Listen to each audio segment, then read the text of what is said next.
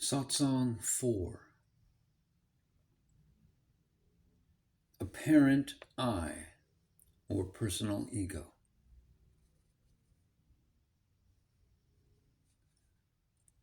Can you speak about the ego? Every object is a pointer to the ultimate. Even the much despised ego is a great help to the realization of the truth. The presence of the ego in man, though in a distorted form, is infinitely better than the absence of it.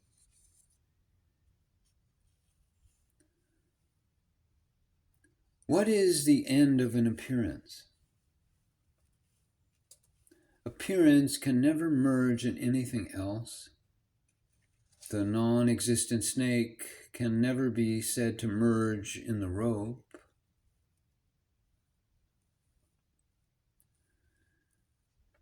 Can you speak on the order and the effect of manifestation?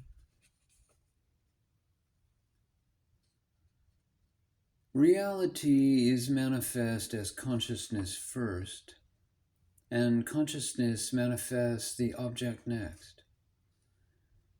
If one thing is said to manifest another object, the first thing is really manifesting itself as the background of the second. The rock manifests itself as the background of the image. Thus, consciousness manifesting perceptions means that consciousness remains as the background and perceptions appear and disappear in it. When you see a chair, it is admitted without saying that the space all around is lighted up by the gross light. But this light by itself is not perceptible to the naked eye, except in relation to some object. And so it is not usually noted or emphasized.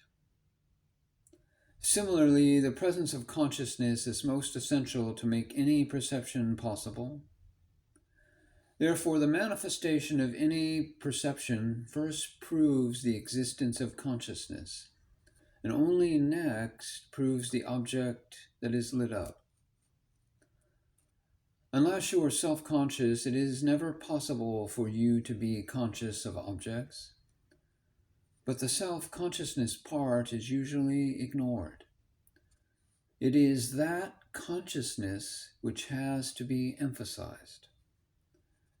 As Sri Shankara said, when bodily conceit has passed and truth of self is realized, whatever states the mind may reach, all mind is there absorbed back in.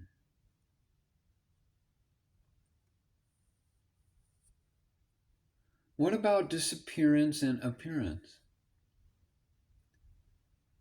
It is appearance that goes into the making of disappearance.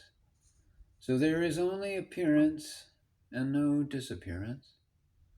Disappearance appears, that is all.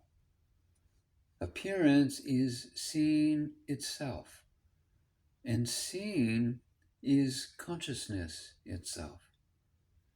So all is consciousness, Atman, the real self.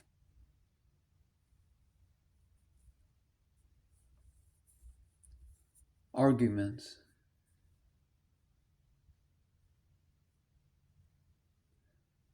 Can you speak about arguments and the truth? Of course, the Guru makes use of certain arguments to extricate the attention of the disciple from the obstacles and to direct it to the truth behind.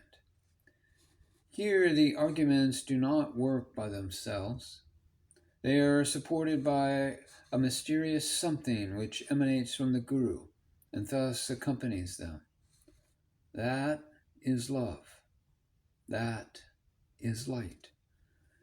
In its presence, the arguments penetrate so deeply that they do not leave a trace of the obstacles behind. Immediately, you visualize the truth, and you are asked to cling on to that truth which has been visualized.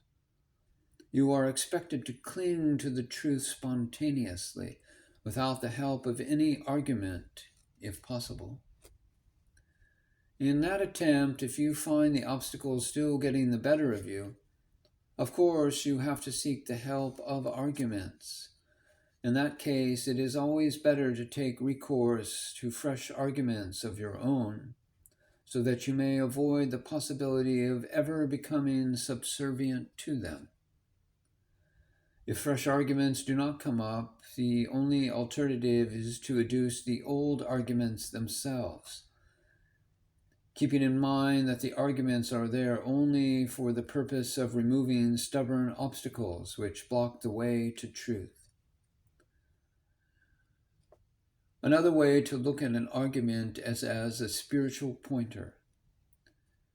When one is thus established in truth, these arguments or spiritual pointers are of no more service. Still, you may see a sage, well established in the truth, sometimes expatiating upon such arguments or using these spiritual pointers. It is a sweet recreation and a delight for him. What is the use of arguments in spiritual discourse? Only to expel the samskaras, the vasanas, the habit-driven tendencies, which are the only impediments to understanding the self correctly. Otherwise, these samskaras or vasanas will stay lurking behind and create havoc afterwards.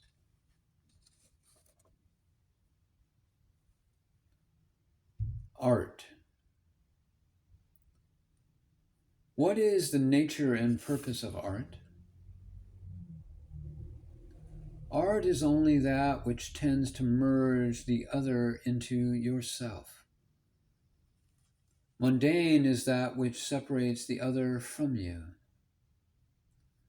Therefore, real art takes you to the unity of the subject, and so it is really a preparation of the ground for initiation into the ultimate truth. What is the relationship between art and the genius? Art is an attempt to express the inner harmony of the ultimate reality through the outer harmony created by the senses and the mind. This happens as, for example, in music and beauty, poetry, or painting.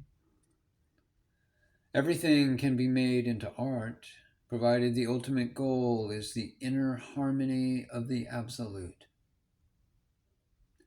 Beauty in nature is the ultimate reality, but it has to be understood that it is not outside, but within you as the real I principle, consciousness.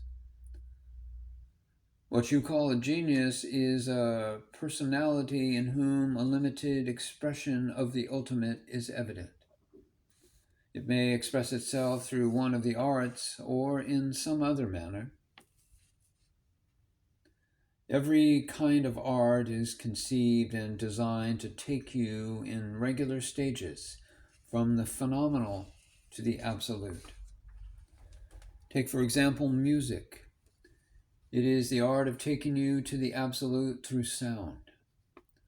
Music, in its gross form, is composed of distinct sounds, harmoniously blended on an apparently changeless background called shruti, which literally means heard, the implication of a direct listening to authentic, unmediated experience. This shruti note, again, is audible and gross, but transcends the changes of rising and falling. Leaving the diverse sounds of the music, one has to get absorbed in the unity of the shruti. The purpose of shruti is to show an audible background to represent the inaudible. Up to this state, the music functions in ahata, the audible. From the unity of the shruti, you have to go further still to the inaudible, or anahata, which is the abode of Atma, the self. This is achieved by the mind following the Shruti and continuing to do so even after the Shruti has ceased to be audible. Here, the mind, already divorced of its objects, rids itself of all limitations and merges into the Atma. Thus, you experience the Absolute through the medium of music. Atma expresses itself first as anahata, which again expresses it in ahata. Neda is the generic name for all sounds. It literally pervades all sounds. Through the medium of any art, when you are taking, you enjoy eternal bliss. Real art should achieve this without doing the slightest violence to the inner harmony, which is the absolute reality itself. Of course, there is diversity in this, but in music it is so skillfully set that it does not do any violence to the background. This is why music so readily appeals to you. Through the form, direct your attention to the formless light, the ultimate, called the Uli. And through the audible sound, direct your attention to the soundless sound. These are the two terminating points when you approach the Absolute through the two distinct paths of form and sound. Right at the center of the heart, there is an inmost background where light shines unformed, always at one with an unspoken residence.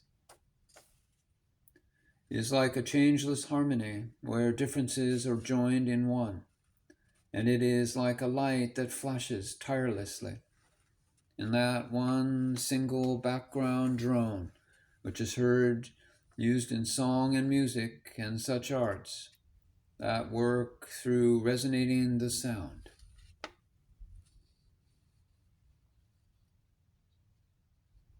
Can it be said that art comes out of suffering?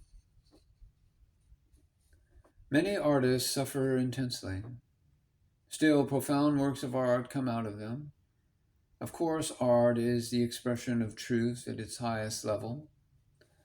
So, can it be said that art comes out of suffering? Let us first examine the question itself. From what level does the question arise? Certainly from the level of duality. Art is the expression of harmony.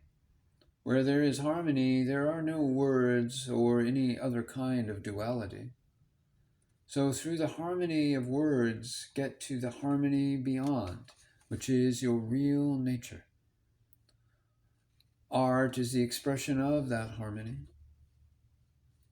In other words, look at the question subjectively. Find out your relationship with that question and try to solve it from that level. Then you will find that at your own level, the question does not arise at all. This alone is the ultimate solution of all such questions.